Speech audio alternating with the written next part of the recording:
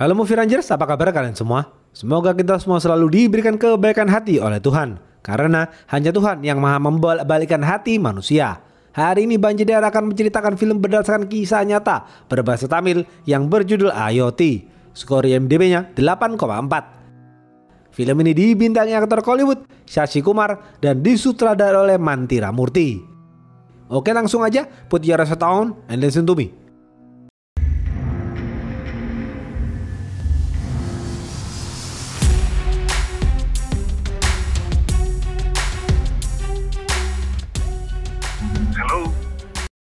Pemeran-pemeran film ini antara lain, si Abang adalah pemuda yang baik hati, Balram adalah seorang ayah yang keras dan egois, si Fanny adalah putri Balram. Kota Ayodhya di Provinsi Uttar Pradesh yang terletak di India bagian utara merupakan salah satu kota religi karena kota Ayodhya bersebelahan dengan sungai Gangga. Seorang ayah bernama Balram adalah seorang pria yang sangat religius. Balram sangat mencintai agamanya dan sangat membenci agama lain. Balram dikenal intoleran. Balram mencari uang dengan berjualan bunga di pinggir sungai Gangga. Para pembeli adalah orang-orang yang melakukan wisata religi ke sana. Terlihat seorang wisatawan membeli bunga Balram, namun uang yang diberikan kurang sedikit. Balram marah-marah dan mengusir wisatawan itu. Tak lama kemudian, Balram bertemu dengan pemuka agamanya. Mereka berdua mengobrol basa-basi. Balram mempunyai istri bernama Janaki. Berbeda halnya dengan Balram yang dikenal keras, Janaki adalah sosok wanita yang lemah lembut. Terlihat Janaki sedang menjahit di rumahnya. Janaki bekerja keras menjadi penjahit untuk mencari uang sampingan guna memenuhi kebutuhan rumah tangganya. Karena Balram dan Janaki adalah keluarga miskin. Balram dan Janaki dikaruniai dua anak bernama Sifani dan Sonu. Janaki sangat mencintai Sifani dan Sonu. Janaki merawat Sifani dan Sonu dengan penuh kasih sayang. Ketika mendapatkan sedikit uang, Janaki selalu memberikan uang itu kepada Sonu. Uang itu langsung ditabung oleh Sonu. Sifani dan Sonu sangat menyayangi Janaki sang ibu. Namun Sifani dan Sonu tidak suka dengan Balram sang ayah karena Balram sering memukul Janaki. Ketika Janaki dipukul Balram, Sifani dan Sonu tidak berani membela sang ibu karena Sifani dan Sonu sangat takut kepada Balram. Malam hari, Balram pulang ke rumah. Janaki, Sifani dan Sonu terlihat ketakutan. Balram lalu memberikan 4 tiket kereta api untuk pergi ke sungai Rameswaram yang berada di dekat candi di Provinsi Tamil Nadu. Balram mengajak keluarganya untuk melakukan ibadah dan ziarah. Janaki sangat bahagia karena sejak lama Janaki ingin mandi di sungai Rameswaram. Janaki mempunyai keyakinan jika seseorang mandi menggunakan air suci Rameswaram, ia akan berubah menjadi pribadi yang lebih baik.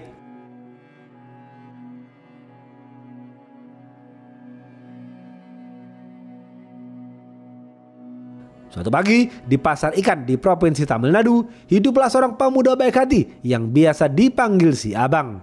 Terlihat si Abang dan temannya bernama Pandi sedang menghajar para preman. Para preman itu sudah membuat para pedagang resah karena selalu meminta uang keamanan yang tinggi. Setelah berhasil mengusir para preman itu, si Abang dan Pandi lalu kembali pulang.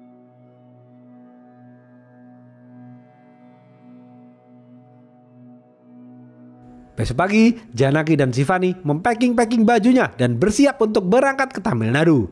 Sonu menitipkan kotak tabungannya ke dalam tas sang ibu. Balram berteriak memerintahkan Janaki untuk mempercepat packingnya. Janaki panik karena belum selesai packing. Balram menghampiri Janaki dan menampar Janaki.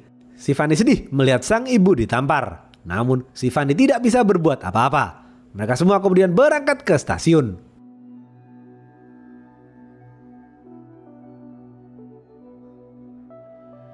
Subuh hari, Balram dan keluarganya tiba di stasiun pusat kota di Provinsi Tamil Nadu.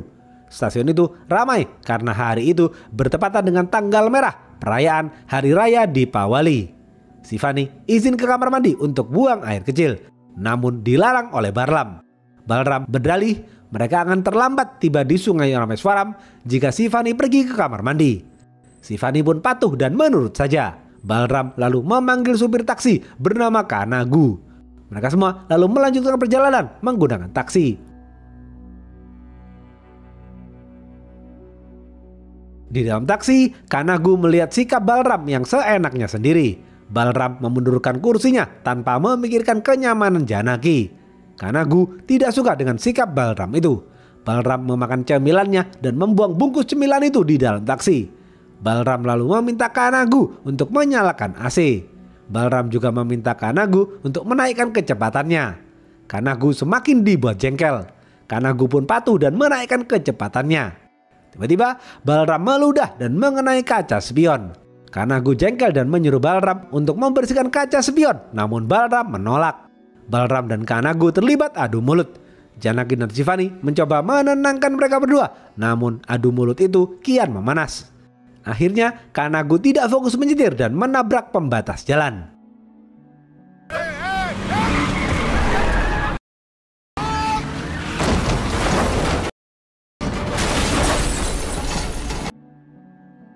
Kanagu turun dari mobil dan berusaha menyelamatkan Shivani dan Sonu.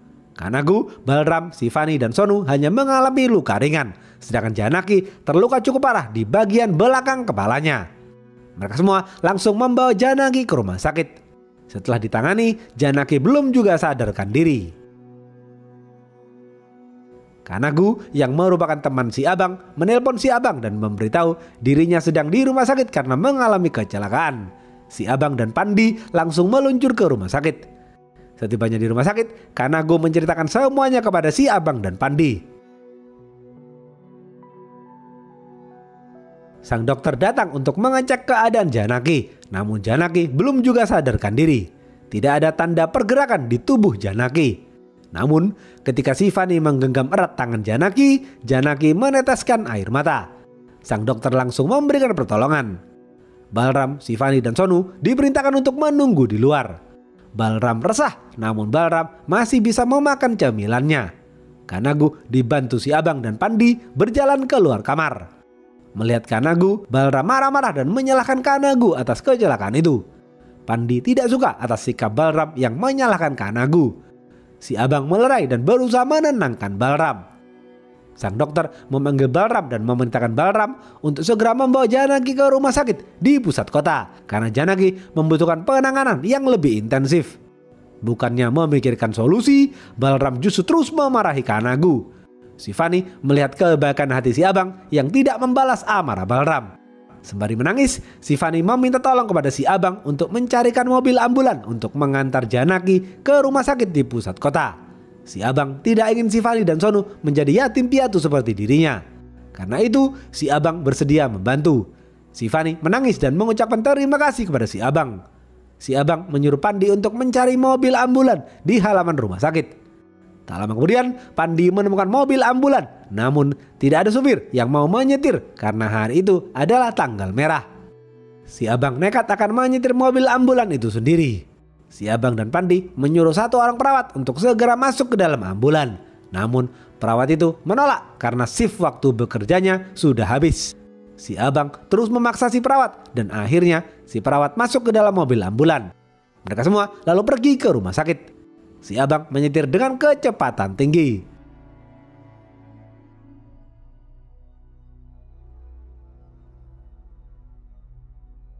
Namun tiba-tiba Janaki mengalami kejang-kejang. Si perawat mencoba memberikan pertolongan namun tidak berhasil. Tak lama kemudian Janaki menghembuskan nafas terakhir. Si Abang dan Pandi sedih melihat hal itu. Si Abang menepi dan turun dari mobil. Shivani masih berusaha membangunkan sang ibu. Shivani sedih dan menangis sejadi-jadinya.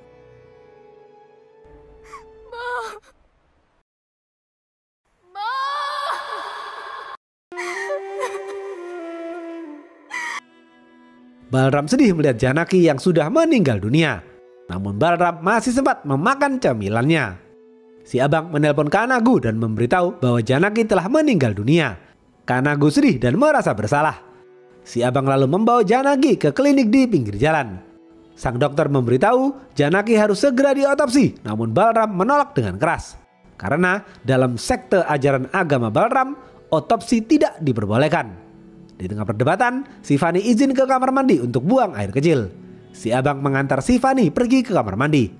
Balram baru sadar Shivani menahan buang air kecil sejak tadi subuh.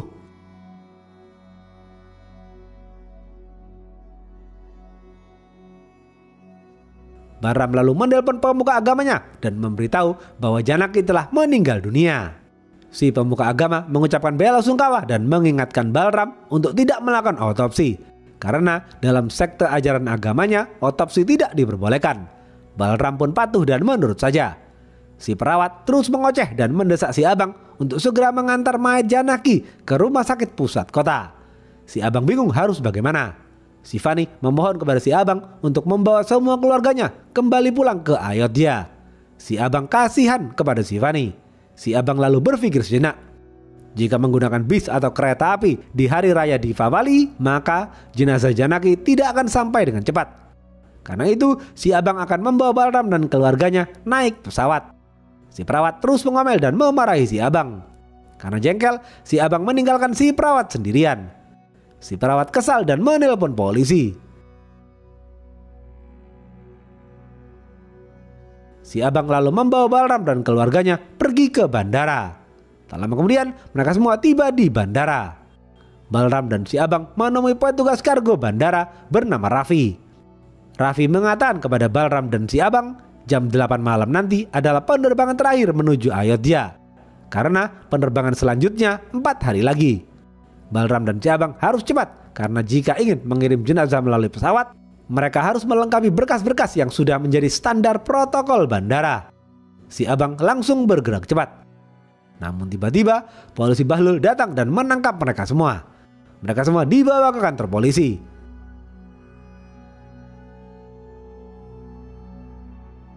Setibanya di kantor polisi Bahlul berusaha memperlambat mereka dengan menilang si abang. Si abang akan dihukum karena mengendarai mobil ambulan tanpa SIM. Si abang lalu memberitahu apa yang terjadi kepada polisi baik hati bernama Gopal.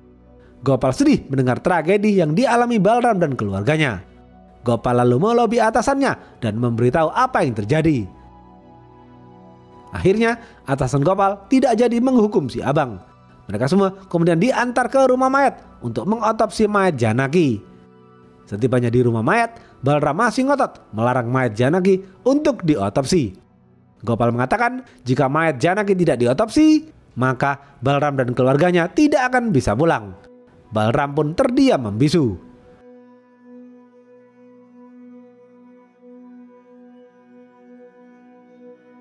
Mereka semua lalu duduk dan menunggu giliran karena masih ada mayat orang lain yang harus diotopsi. Sonu termenung melihat seorang bocil yang disuapin ibundanya. Sonu sedih karena ia tidak bisa lagi disuapin sang ibu. Si Fani menangis dan memeluk Sonu.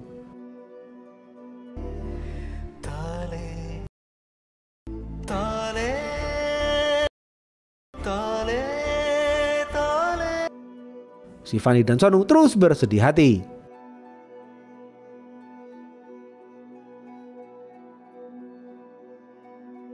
Di sisi lain, teman si abang bernama Suresh baru saja membeli motor baru. Si abang menelpon Suresh dan menyuruh Suresh untuk mendatangi rumah mayat. Tak lama kemudian, Suresh tiba di rumah mayat. Pihak rumah mayat meminta Balram untuk membayar biaya administrasi, namun Balram tidak membawa cukup uang. Si abang mengeluarkan semua uangnya dari dompet, sedangkan si Fani menjual semua perhiasannya. Si abang sedih melihat hal itu. Si abang meminta Suresh untuk membantunya mencarikan uang untuk tiket pesawat Balram dan keluarganya. Suresh akan berusaha membantu. Suresh lalu kembali pulang. Gopal memberitahu si abang mengenai langkah selanjutnya. Setelah otopsi selesai, si abang harus membeli peti mati. Setelah itu, jenazah Janaki harus segera di-embalming di universitas. Si abang harus mendapatkan izin dari dekan fakultas untuk melakukan embalming. Balram tidak tahu apa yang dimaksud dengan embalming. Tak lama kemudian jenazah Janaki selesai diotopsi. Jenazah Janaki lalu dikeluarkan. Si Fani dan Sonu terus menangisi kepergian sang ibu. Jenazah Janaki lalu dimasukkan ke dalam mobil ambulan. Petugas rumah mayat meminta uang tips kepada si abang. Namun si abang tidak mempunyai uang cash sama sekali. Sonu memecahkan kotak tabungannya dan memberikan uang itu kepada petugas rumah mayat. Si Fani dan semua orang terharu melihat hal itu.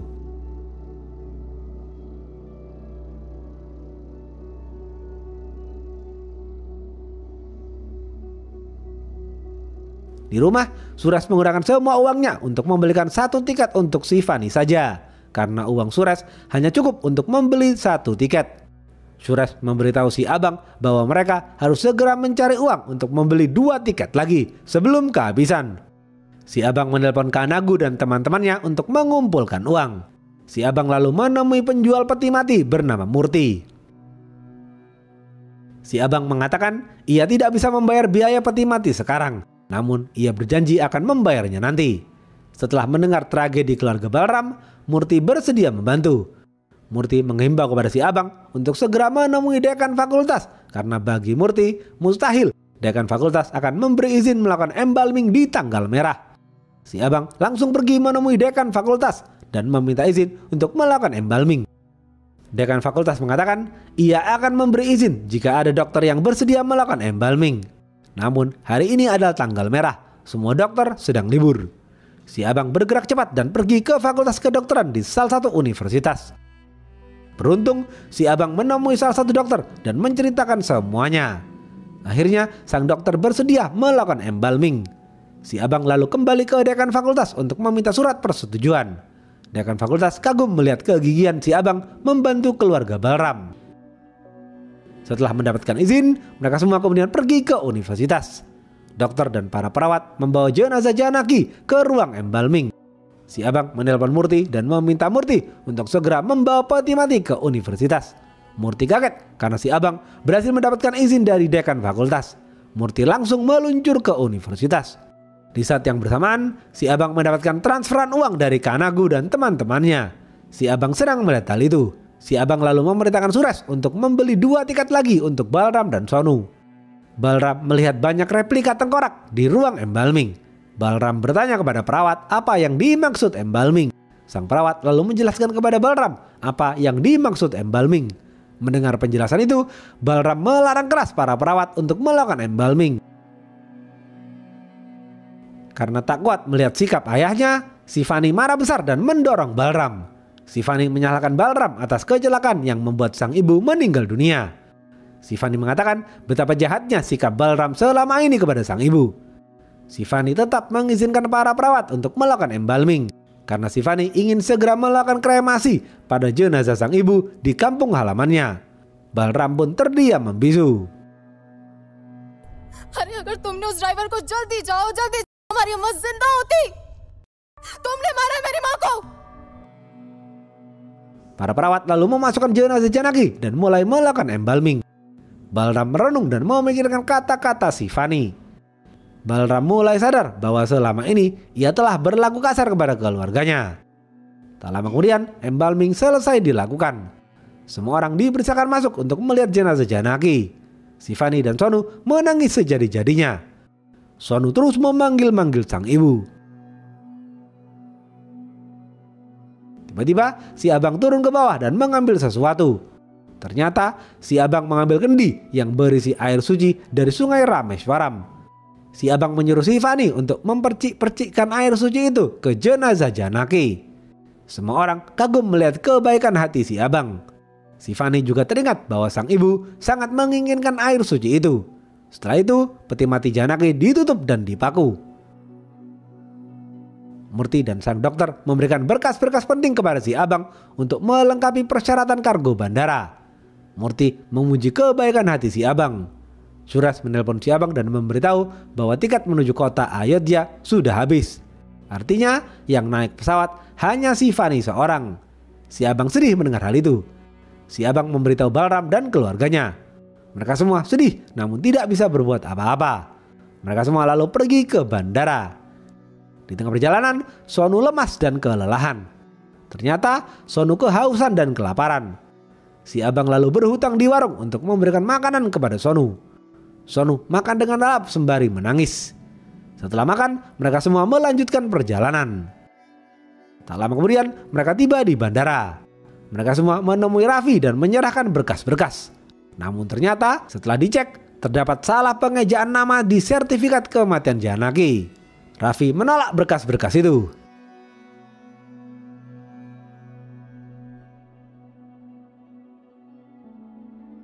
Si abang nyelonong masuk ke ruangan atasan Raffi dan menceritakan tragedi keluarga Balram. Atasan Raffi lalu menghampiri Balram dan keluarganya untuk memastikan. Karena kasihan, atasan Raffi menerima berkas-berkas itu. Balram dan keluarganya mengucapkan terima kasih kepada atasan Raffi. Atasan Raffi langsung memproses peti mati Janaki. Karena urusan kargo sudah selesai, Suresh pamit pulang kepada si abang. Si abang bertanya di mana motor Suresh. Suresh mengatakan ia menjual motornya untuk membelikan tiket si Fani. Si abang terharu melihat kebaikan hati Suresh. Suresh lalu kembali pulang. Si abang dan Pandi lalu mengantar Balram, si Fani dan Sonu masuk ke dalam bandara. Si Fani bingung karena ia belum pernah masuk ke bandara. Si Fani lalu mengantri untuk melakukan check-in. Balram sedih karena ia dan Sonu tidak bisa menemani si Fani. Balram khawatir kepada si Fani yang pulang sendirian. Karena selama ini si Fani tidak pernah pergi sendirian. Balram memohon kepada si abang untuk mencarikan cara agar Balram dan Sonu bisa menemani si Fani naik pesawat. Si abang duduk sejenak dan berpikir. Akhirnya si abang mendapatkan ide. Si abang pergi menemui petugas bandara dan mengemukakan idenya. Petugas bandara itu bersedia membantu. Petugas bandara itu lalu menemui para penumpang yang sudah melakukan check-in. Petugas bandara menceritakan tragedi keluarga Balram kepada para calon penumpang. Jika ada 2 calon penumpang yang bersedia mengundurkan diri, 2 kursinya akan diisi oleh Balram dan Sonu. Namun para penumpang tidak ada yang menanggapi. Tiba-tiba seorang kakek dan nenek yang berhati mulia bersedia memberikan 2 kursinya untuk Balram dan Sonu. Si abang mengucapkan terima kasih kepada kakek dan nenek itu. Balram dan Sonu senang bisa pulang bersama si Fani. Balram, si Fani, dan Sonu lalu mengantri untuk masuk ke dalam pesawat. Sebelum pergi, Balram bertanya siapa nama si abang. Si abang menjawab, Abdul Malik. Balram kaget dan baru tahu ternyata nama si abang adalah Abdul Malik yang merupakan seorang muslim. Balram mengira agama Abdul Malik sama dengan dirinya. Balram yang dikenal keras dan intoleran akhirnya meminta maaf dan memeluk Abdul Malik. Balram menangis melihat ketulusan hati Abdul Malik. Si Fani ikut menangis dan mengucapkan terima kasih kepada Abdul Malik. Balram, si Fani, dan Sonu lalu masuk ke dalam pesawat. Beberapa hari kemudian, Abdul Malik melunasi hutang-hutangnya terkait urusan jenazah Janaki. Abdul Malik lalu melakukan sholat dan berdoa di masjid. Setelah sholat, seorang ibu dari agama lain meminta tolong kepada Abdul Malik untuk melakukan kremasi. Abdul Malik membantu si ibu dan mengurus semuanya. Habis. Apa pesan dari film ini? Apapun agama kita, kita semua adalah manusia. Semua manusia adalah saudara. Manusia bukan dibedakan atas dasar agama, ras, suku, bangsa, atau negara sekalipun. Tapi manusia hanya dibedakan menjadi 2. Manusia yang baik dan manusia yang buruk. Manusia yang baik adalah manusia yang melakukan kebaikan. Sedangkan manusia yang buruk adalah manusia yang melakukan keburukan. Oke, segitu aja video kali ini. Stay watching and see you.